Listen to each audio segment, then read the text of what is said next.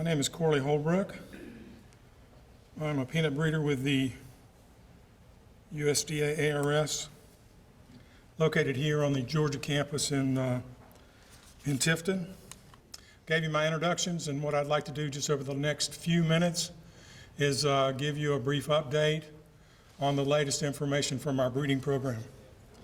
What I'm going to do is I'm going to start and probably spend most of my time talking about some of our released cultivars, and then at the very end I'm going to end with a few comments about some things that are in the pipeline, hopefully to be released this year. So the three released cultivars are TIF NV High-OL, TIF Jumbo, and TIF NV HG. Now, TIF NV High-OL, you're probably familiar with that. You may have grown it or had a neighbor grow it. If not, I would refer you to the January issue of the Peanut Grower magazine. Has a nice cover story on TIF NV High-OL with a picture from one of Dr. Brenneman's field plots on the cover. TIF Jumbo and TIF NV HG are two lines that we've just recently completed the release process.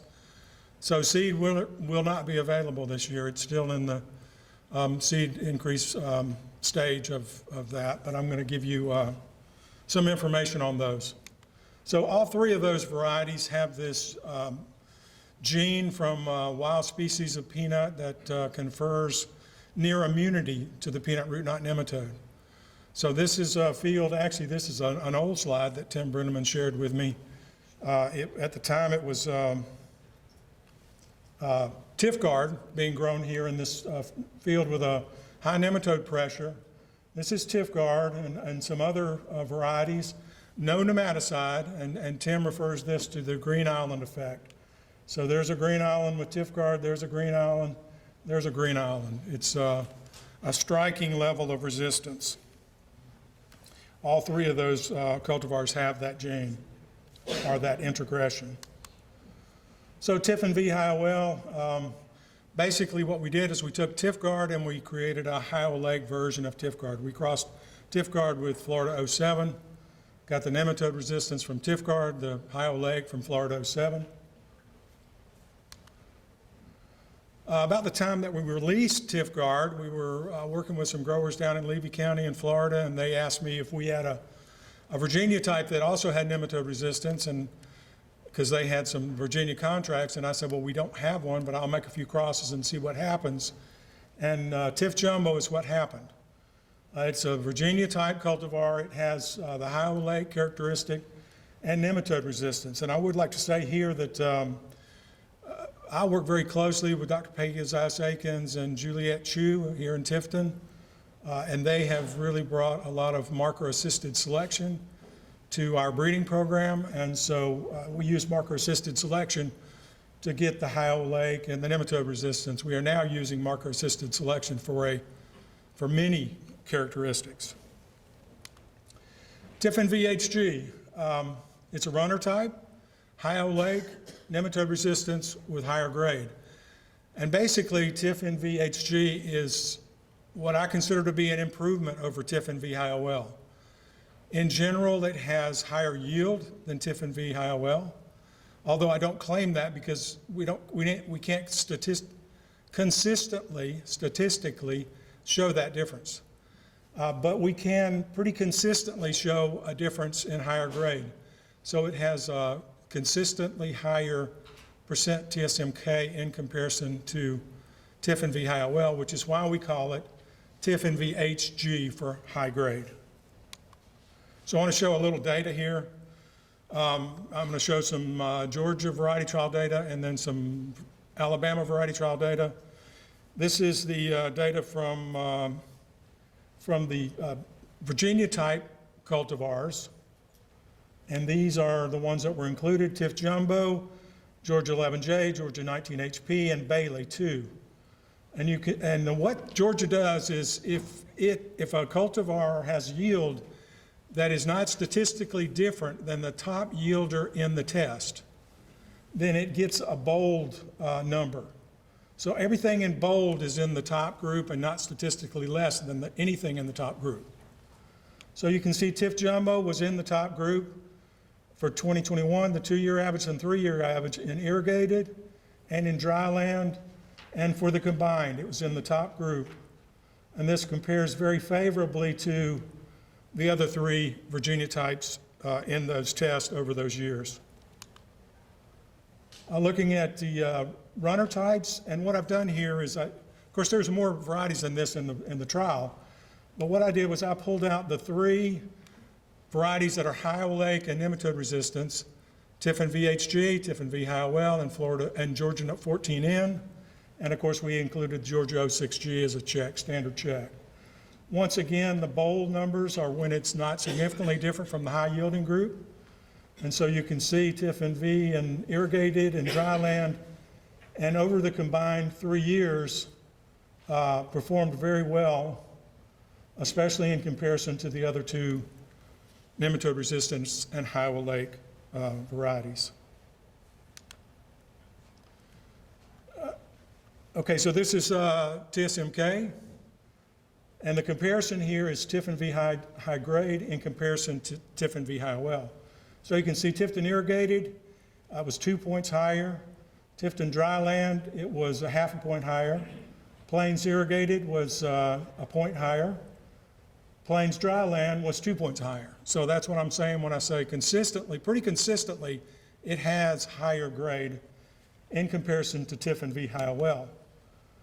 Just a little bit of Alabama data. This is 2020, headlands irrigated. And they do the same thing. If a number is in bold, that means it's in the top group. So we'll see here, Tiffin VHG was in the top group for yield and for grade, and had significantly better grade than Tiffin V High-OL. Headlands non-irrigated 2020, Tiffin V was in the top group for yield and grade. It was not statistically different than Tiffin V High-OL for grade, but it was numerically greater. And this is last year's data, headlands irrigated. Both of these were pretty high. Actually, High-OL was higher than, numerically higher than HG, but they're pretty similar, and they were similar to Georgia 06G, and a little bit better, higher grade than Tiffin V High-OL. And one thing that I should have mentioned a few slides ago, all these slides are data from fields that had no nematode pressure. So, this is very good for these lines to perform in fields with no nematode pressure. They really shine if you have a field with nematode pressure.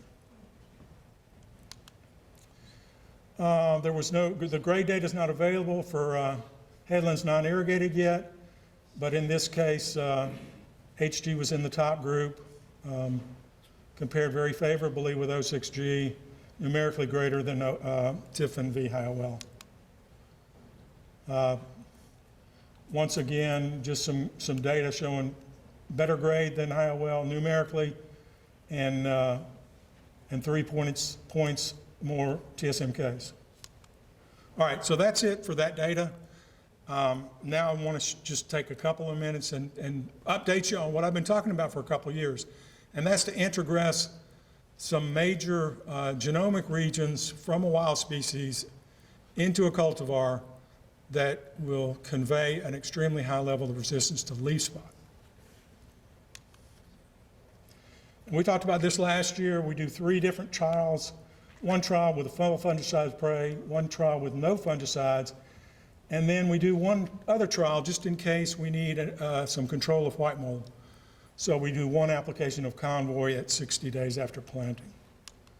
The only data I'm going to show you, and then I'm going to show you 3 more pictures, is the leaf spot data. We plant these tests late in May, so we have a strong epidemic before the crop is mature.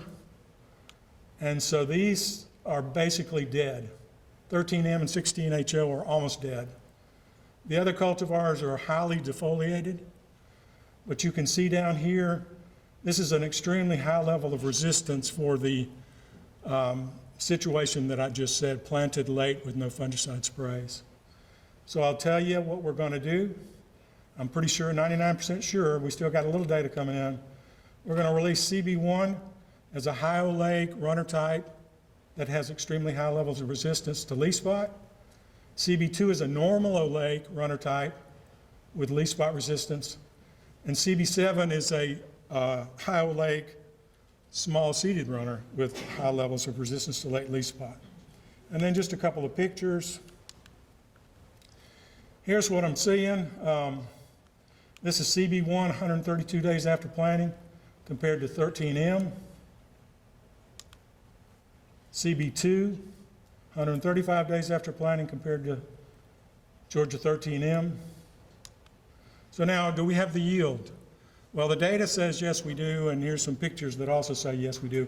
We had some seed left over and a few beds available, so I said let's just plant all the seed we have of these varieties just in case we release something. So this is CB1, and the last picture is a close-up of CB1. So our plan is to turn over quite a bit of seed to Georgia Foundation Seed this spring so that they can begin seed production this summer. Okay, thank you very much.